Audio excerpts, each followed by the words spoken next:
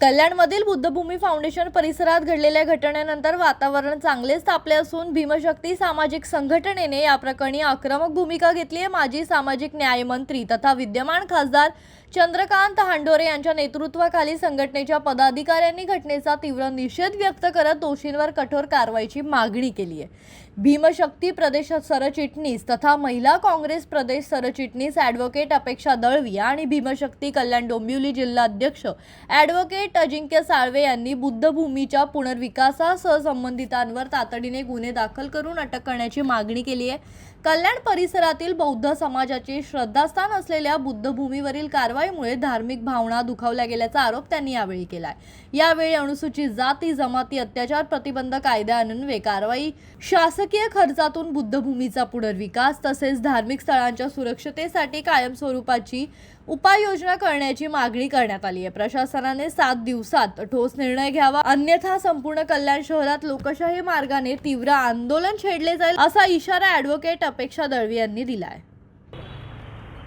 मी advocate अजिंक्य जनार्दन साळवे, कल्याण डोंबिवली भीमशक्ती शहर अध्यक्ष, त्याचप्रमाणे कल्याण डोंबिवली अनुसूचित जाती विभागाचा अध्यक्ष, काँग्रेसच्या माध्यमातून या ठिकाणी आपले संवाद साधत आहे।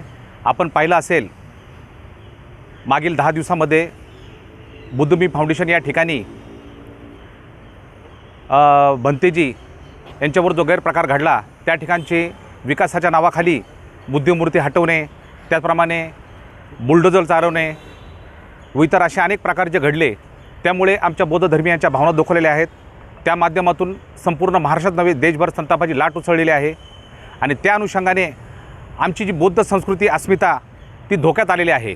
एका बाजूला भाजपाचे पंतप्रधान म्हणतात भाई बुद्धभूमी से आया हूँ असे म्हणतात आणि भारताचा गौरव करतात, आणि दुसरीकडे महाराष्ट्राची भाजपाची सरकार असताना त्याच कल्याण लोकसभेमध्ये आमच्या बुद्ध अस्मितेचा आणि बुद्ध संस्कृतीवर अशा प्रकारे बुलडोजर चालवले जातात, ही बाबमध्ये अत्यंत निषेधात्मक आहे। तेव्हा आम्ही या गोष्टीचा जाहीर निषेध करतो आणि आमची संस्कृती जपण्यासाठी, आमची बौद्ध अस्मिता जपण्यासाठी उद्या आम्ही संध्याकाळी 5 वाजता बुद्धभूमी फाउंडेशन या ठिकाणी सर्व आमचे भिन्न अनुयायी, सर्व भीमशक्तीचे कार्यकर्ते, काँग्रेसचे सर्व कार्यकर्ते त्या ठिकाणी आम्ही संघटित होणार आहोत आणि लवकरच आम्ही राहुल गांधीजी यांच्या नेतृत्वाखाली महाराष्ट्र लेवलला, त्याचप्रमाणे संसदेत देखील या बुद्धभूमी फाउंडेशनच्या बचावासाठी आम्ही आंदोलन करणार आहोत आणि आवाज उठवणार आहोत। जय भीम, जय संविधान। काही दिवसापूर्वी बुद्धभूमी फाउंडेशनवर ज्या बुद्ध मूर्ती निष्कासित केल्या आहेत किंवा बुद्ध भिक्खूंवर हल्ला झालेला आहे, त्याच्या निषेधार्थ त्यांच्यावर ॲट्रॉसिटी ॲक्टनुसार जे काही आरोपी आहेत त्यांच्यावर ॲट्रॉसिटी ॲक्टनुसार त्वरित गुन्हा दाखल व्हायला पाहिजे होता, परंतु झालेला नाही आहे। त्यामुळे आम्ही भीमशक्तीच्या वतीने आयुक्तांना निवेदन दिलेलं आहे आणि DCPना सुद्धा निवेदन दिलेलं आहे। भीमशक्ती संघटना या प्रकरणासाठी रस्त्यावर उतरणार आहे आणि संविधानिक पद्धतीने हे आंदोलन आम्ही महाराष्ट्रभर तीव्र करणार आहोत, कारण त्वरित ॲट्रॉसिटी ॲक्ट जर दाखल झालेला नाही तर हे आंदोलन आता संविधानिक पद्धतीने चालू आहे, मात्र हे तीव्र आंदोलन छेडू शकतो।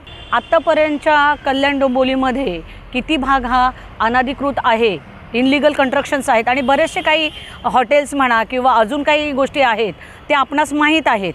जसं का दीपक हॉटेल आहे ते सुद्धा स्मार्ट सिटीच्या रस्त्यामध्ये येत होतं, आपलं पिंगारा हॉटेल, अशी अनेक उदाहरणं आपल्याकडे आहेत की जे इनलिगल आहेत आणि अनधिकृत बांधकामं आहेत, मात्र त्याच्यावर कारवाई केली जात नाही। आणि हे आमचं एक प्रार्थना स्थळ आहे बौद्ध धर्मीयांचं, इथं बुद्धांच्या मुलांवर संस्कार केले जातात, आमचं प्रेरणास्थान आहे आणि त्याच्यावरच आघात केलेला जातो। म्हणजे हे आयुक्त आणि हे सरकार जातीयवादी आहे की काय? एका साईडला तुम्ही व्यावसायिकांना पाठीशी घालता, मात्र धार्मिक स्थळांना इनलिगल आहेत म्हणून तुम्ही जी काही हुकुमशाही चालवलेली आहे, ज्यात आमच्या धर्मगुरूंच्यावर तुम्ही हल्ले करता, आमच्या बुद्ध मूर्ती नष्ट करता, हे कितपत योग्य आहे?